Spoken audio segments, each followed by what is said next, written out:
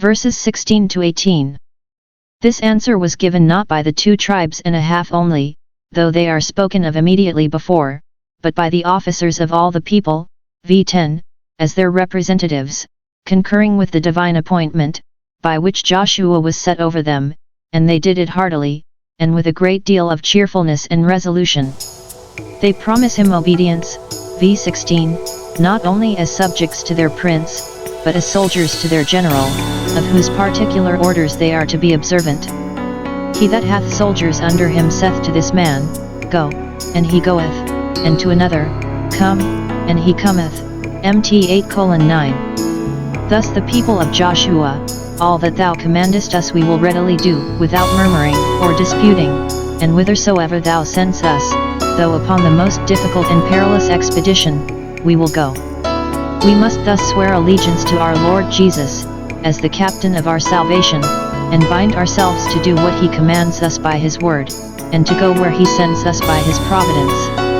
And since Joshua, being humbly conscious to himself how far short he came of Moses, feared he should not have such an influence upon the people and such an interest in them as Moses had, they here promise that they will be as obedient to him as ever they had been to Moses, v17.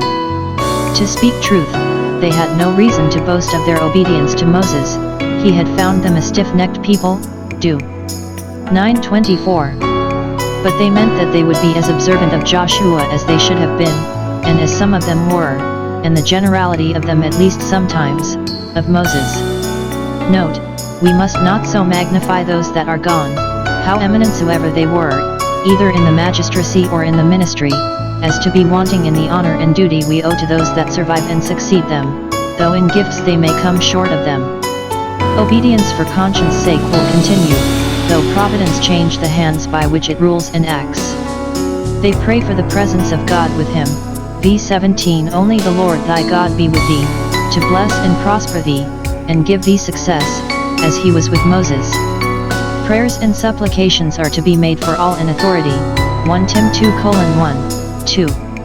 And the best thing we can ask of God for our magistrates is that they may have the presence of God with them. This will make them blessings to us, so that in seeking this for them we consult our own interest.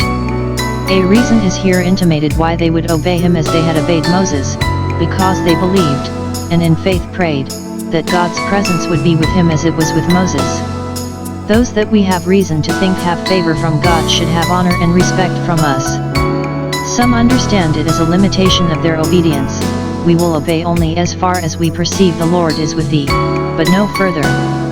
While thou keepest close to God we will keep close to thee, hitherto shall our obedience come, but no further. But they were so far from having any suspicion of Joshua's deviating from the divine rule that there needed not such a proviso. They pass an act to make it death for any Israelite to disobey Joshua's orders, or rebel against his commandment, v18. Perhaps if such a law had been made in Moses' time it might have prevented many of the rebellions that were formed against him, for most men fear the sword of the magistrate more than the justice of God. Yet there was a special reason for the making of this law now that they were entering upon the wars of Canaan, for in times of war the severity of military discipline is more necessary than at other times. Some think that in this statute they had an eye to that law concerning the prophet God would raise up like unto Moses, which they think, though it referred chiefly to Christ, yet takes in Joshua by the way as a type of him, that whosoever would not hearken to him should be cut off from his people. 2. 18:19, I will require it of him.